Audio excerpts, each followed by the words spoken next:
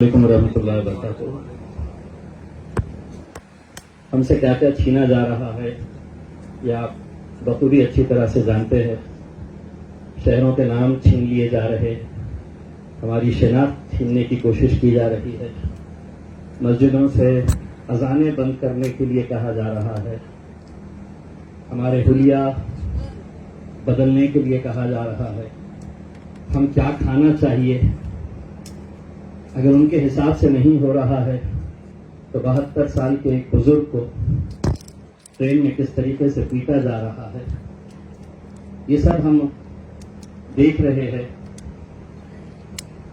حد یہ ہو گئی ہے کہ ہمارے نبی کریم صلی اللہ علیہ وسلم ان کی شان میں کھلے عام گستاخی کی جا رہی ہے. اور اس سے زیادہ خطرناک بات یہ کہ اس صوبے کے، اس راجیہ کے مکھیہ منتری اس کی تعریف کرتے ہیں. حد یہ ہو گئی ہے کہ آپ کو کھلے عام یہ کہا جا رہا ہے کہ آپ کی مسجدوں میں آپ کو چن چن کر گھس گھس کے آپ کو مارا جائے گا، آپ کو پیٹا جائے گا. اور اس کے باوجود بھی ہم سب سن رہے، ہم سب دیکھ رہے.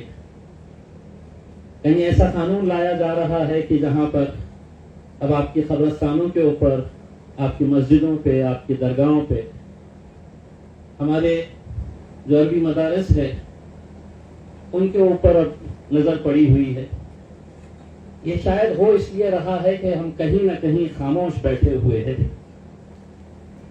ہم تو یہ سوچ رہے تھے کہ ہمارے نبی کریم صلی اللہ علیہ وسلم کی جب شان میں گستاخی ہوئی تو پورا مسلمان سڑکوں پر نکل آئے گا.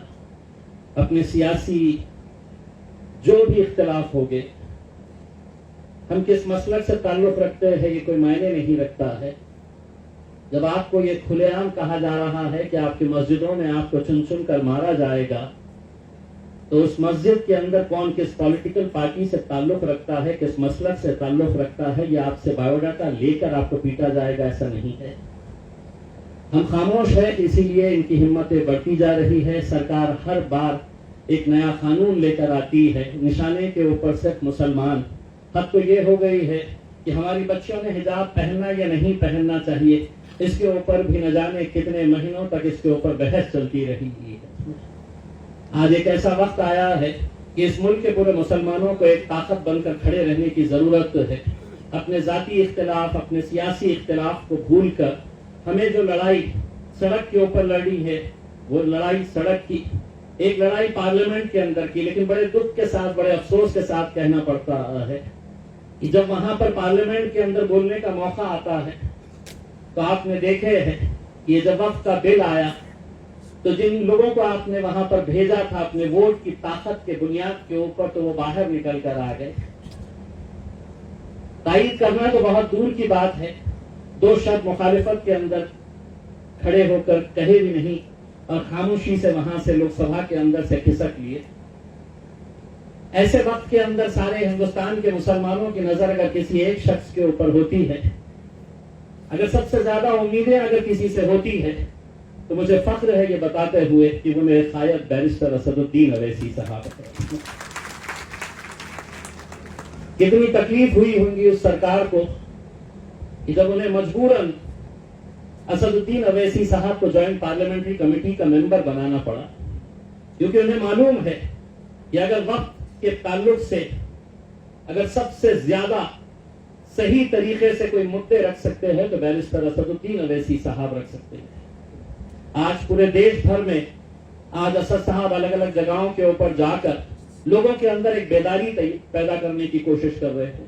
انشاءاللہ یہ یہاں پر اتنا بڑا مجمع، یہاں پر کتنے سارے لوگ باہر کھڑے ہوئے ہیں، نیچے ہم نے اسکرین لگایا ہوا ہے، وہاں پر اسکرین کے سامنے بھی بہت ساری کرسیاں لگائی گئی ہیں، وہ بھی پورا بھرا ہوا ہے. یہ اس بات کی گواہی دے رہا ہے، آپ لوگوں کی طرف سے حکومت کو ایک پیغام دیا جا رہا ہے کہ بس اب بہت ہو چکا ہے. جس بھاشا میں انہیں سمجھانا ہے اس بھاشا میں ہمیں سمجھانے کی ضرورت کا وقت آ چکا ہے. اور ہم آپ لوگوں کی رہنمائی چاہیں گے، آپ لوگوں کا ساتھ چاہیں گے.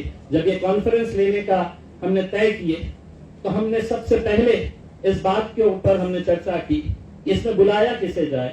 تو ہم نے تمام علماء کرام کو، تمام مسجد کے اماموں کو، تمام دینی حضرات کو یہاں پر اس لیے بلایا ہے کہ آپ کے پیچھے ہزاروں لوگ ہوتے ہیں، ہزاروں لوگ آپ کی بات سنتے ہیں، تو یقیناً جو بات آپ یہاں سے سن کر جائیں گے وہ دوسروں تک پہنچائیں گے، ورنہ لوگوں کے اندر تو ایسی ایک فطرت تیار ہو چکی ہے کہ مجھے کیا کرنا ہے، مجھے کیا لینا دینا ہے، کوئی بھی کچھ بھی بولے، کوئی بھی کچھ بھی کرے، اس میں میرے سے کیا مطلب ہے۔